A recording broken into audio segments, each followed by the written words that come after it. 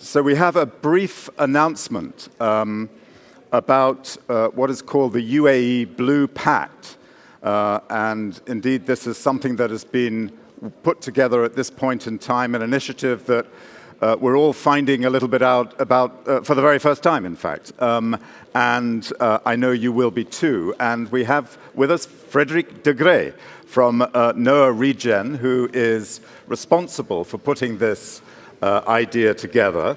And we thought it would be of a real interest to everybody here as we move across the year to COP28 in Dubai, where we all, I think, want to see the ocean as a much, much more integral part of the climate negotiations.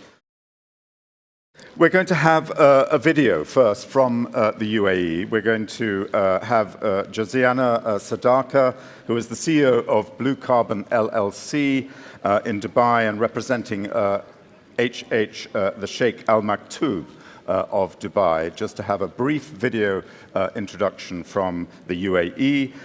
And then we're going to have Catherine Chabot, a member of the European Parliament, to speak a little bit about what her perspective is on this. And then we're going to ask Frédéric to run us through this and a couple of Q&As at the end. So let's bring that video up, can we, of Sheikh, the office in UAE.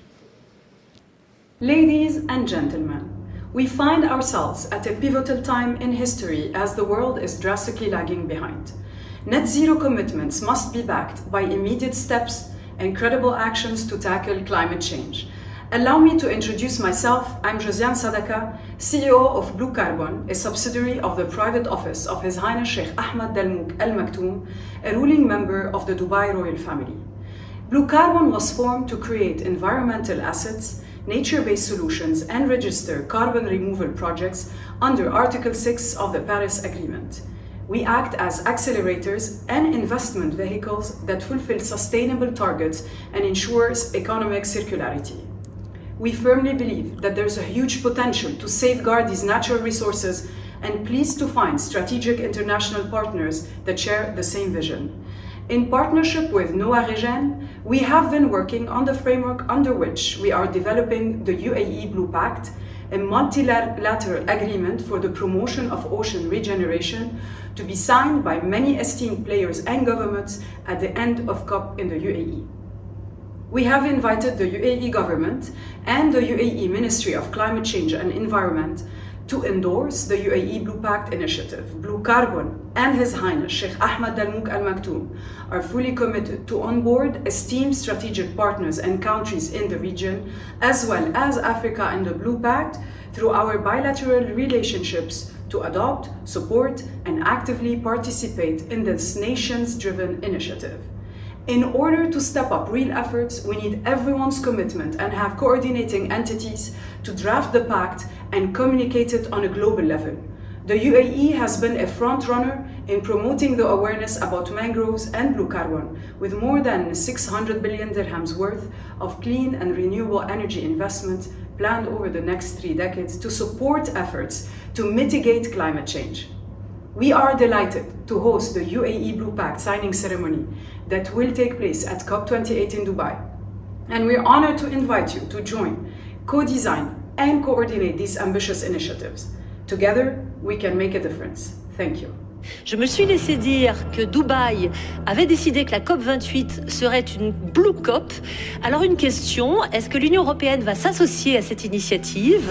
Et est-ce que vous allez pouvoir enfin un peu plus intégrer l'océan dans la réponse de l'Union européenne aux objectifs de l'accord de Paris? Et il y a également cette question des Blue COP, donc de la COP bleue. Je verrai cela, j'y travaillerai, j'accompagnerai cet effort. This is why I joined with pleasure the working group created by NOAA under the leadership of Frédéric Degré, the Dubai Blue Pact Executive Committee. I am convinced that this draft multilateral agreement for the regeneration of our ocean within the framework of the COP28 will give the final impetus to definitively blue our policies to fight against climate change and the place they deserve. I fully support the initiative, and I intend to defend it with the European institutions and also with France. My experience as a member of the European Parliament shows me every day that if the sea was not on everyone's mind a few years ago, its potential as a climate regulator is becoming more and more obvious to our political decision makers. So, well, I'm still not quite sure what the Blue Pact is. So, Frederick, I wonder if you could tell us what it is. We've got a brief presentation. I don't know if I have a remote for the Do we have the remote? Yes. Oh, no. This I already have. A remote. We need the remote for the presentation. Yeah. Oh, here it is. But we can change the slides, I hope. Okay. Yeah. Do I sit here with you? You can stand to sit. Okay. Either way you wish. Yeah. So, first, thanks, Charles, for hosting us. Thanks for such an invitation. Congratulations for the 10 years anniversary of that wonderful event. Thanks for that opportunity. Ladies and gentlemen, my name is Frederick de Groot. I'm the founder and CEO of NOAA Region. So NOAA is the acronym of Network of Ocean Ambassador Headquarters, and Region, obviously, for regeneration. I'm also a special advisor for the United Nations World Tourism Organization, which represents 40% of the blue economy. Now I'm going to try to introduce you an opportunity, which is the United Emirates Blue Pact. So what is all about the pact? We had the opportunity to meet up with the member of the ruling family of Dubai, where everybody knows the next COP28 will be hosted in Dubai. We have brainstormed with the team of His Highness to help trying to find a solution to coordinate the Blue COP and the Dubai Blue Pact as a new initiative, which is everybody certainly agrees that it's not anymore a time for another layer of commitments for countries, another layer of restriction or investment taxes for the climate emergency. We decided to push the idea to develop a global-oriented solution pact, a toolkit that is an ecosystem as a service, enabling the fast-tracking of the transition, the holistic transition of countries with tools adapted for this. So this is all about the UAE Blue Pact that we would like to help coordinating with other entities. Let's talk about the timing. It is a climate emergency situation more than ever. There's a lot of initiative now reaching, which are very interesting and are not just needed a toolkit for going from commitment to actions.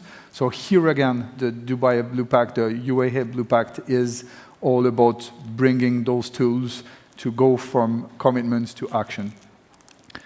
So the objective for us is to coordinate the roadmap 2023 for the Blue COP and the Blue Pact to be adopted, coordinating nation-driven working groups, because this is definitely a nation-driven initiative. And the goal is to deliver before COP a complete ecosystem with tools up and ready that countries can start using the day after the adoption of the pact if we succeed in it. So how do we see the governance? So basically, I'm not going into the detail, but there is an executive committee group where global multilateral political coalitions, UN agencies, Europe, and countries, big NGOs, stakeholders that have the track record to bring the skeleton of such a pact. Then we have a second layer, which we call it the advisory group, which is roughly 120 plus entities, players, stakeholders within the blue economic scope and the blue regeneration scope that are able to bring added values of the skeleton delivered by the executive committee, and then media and influencers such as The Economist that are able to spread the message and the work in progress within the public for everybody to understand what is going on and what we're looking to achieve. So for sure, there's an advocacy group with the host country, the UNFCCC, and UNWTO as special invited because they represent 40% of the global blue GDP. And NOAA, alongside His Highness and an NGO, World Ocean Council, are like helping humbly to coordinate all of that initiative, that groups, to make it happen in the time requested. So I'm not going too much into the detail. If you want more information on how we're going to collaborate, how we're going to try helping coordinating the framework, we can go deeper into the Q&A just after. But more important is to focus on the roadmap to achieve those initiatives that could be game changer, that could definitely leave a lasting legacy and go from commitments to action. It's a different event. So we had the launch confidentially within the UNWTO headquarters in Madrid a month ago with a lot of ambassadors and UN agencies. Then today, thanks again for the World Ocean Summit to host the, let's say, more general launching initiative to explain what we would like to achieve. In 2 days, I will be in Panama for our ocean conference to drive, to coordinate the onboarding of the Latin America continent within the initiative. And then we have a series of events all around the year to be pretending having a pact up and ready that is able to be adopted by the United Nations member states at the end of the COP28. So here it is, a bit more details. I know it's short in timing, but we are here to open the door to invite any of you with your tools, your track record to join forces, to bring your added value within that venture.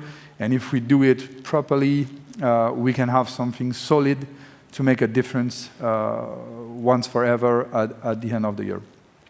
Here it is. Thank you, Frederick, and do please have a seat. I mean, just a couple of questions, and then we'll move to the next panel. But I'm still trying to understand exactly what it is. Is it it's an ecosystem in which the various parties are asked to develop and actually trace committed actions, climate-related ocean actions. Is that right?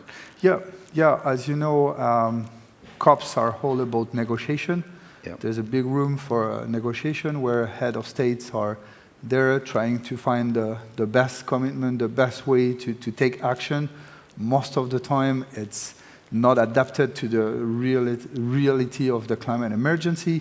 And most of the time, the commitments taken are not matched by the countries, okay? So today is more to say, okay, here it's a toolkit where we're going to bring, each chapter will be a solution-oriented tool that countries say, okay, we need blended finance to fund our transition, holistic transition, how do we work? So there is a blended finance or platform where public funding and nature-based credits are able to de-risk private equity in a proper way. So just as an example, there is the need of traceability to bring the trustability back into the market of impact finance. So we have developed, alongside with partners, a low-consumption blockchain platform to eliminate greenwashing, bluewashing, to bring traceability at the highest level of the carbon cycle, of project cycle from the lifetime, so anybody can trace and have like back to trustability. So this is this kind of example, and there's plenty of them to help countries and say, okay, I need this where it is. So this is here, you can use it, it's all up and ready. Please do it to fast-track your transition. So, I mean, just from the point of view of countries, why would they want to accept a sort of a separate private platform that would help them do this? What would be the advantage for them doing that? It's not a private platform. It's a platform gathering tools developed by any stakeholders from private and public sector. It's not a private initiative. We are here just humble coordinators to make it going into the timeline, because it's a tough job. We have 9 months running by the end of COP. If we want it to be adopted properly, it needs to be prepared like a final draft for the UN General Assembly in September. So it's a very stressful roadmap. No, it's not a private. It's just inviting people to bring their tools. All of the technologies, tools, the finance, politics are ready, but they're not able to all cooperate in a proper way to make it a concrete action. So this is the solution, or part of the solution to make it happen. You hinted that there were others sort of sitting in the wings waiting to sort of come onto this project, countries particularly. Are you able to share with us any news about who else would be interested in actually signing up to a pact, an agreement like this? Okay, so as you saw here, we have the ruling family, a member of the ruling family of Dubai ready to onboard the whole Middle East, Africa. They have strong connection with Asia, and our role is to bring European Commission and Parliament, Commonwealth of Nations, Alliance of Small Island States. We are already under contract with nations like Panama, which is the most advanced country in terms of sustainability. They are matching the commitments of the Paris Agreement. They're carbon negative. They are 30 by 30. So we are working with Antigua and Barbuda as a pilot country for the Commonwealth, where we help structuring the whole ecosystem, the toolkit. We help valuing the natural-based resources at the highest level, monetizing it, and tracing all of it, and reinvesting those, let's say, new revenue sources back into their circular economies as a de-risking tranche for fast-tracking their industries of the transition. So it's a very ambitious roadmap. It's not very many months to do this, 9 months perhaps. Is it realistic that you can get such a pact underway before? There's a lot of preparation before announcing it. So we have already talked with a lot of countries. They're all like super motivated and interesting to go in that direction, because this is something that they were expecting since ages, and they were not able to find somehow into the ecosystem. So here, yeah, we believe that it's going to be a success. We hope that we have those group up and running in the coming days now. So it's all about days.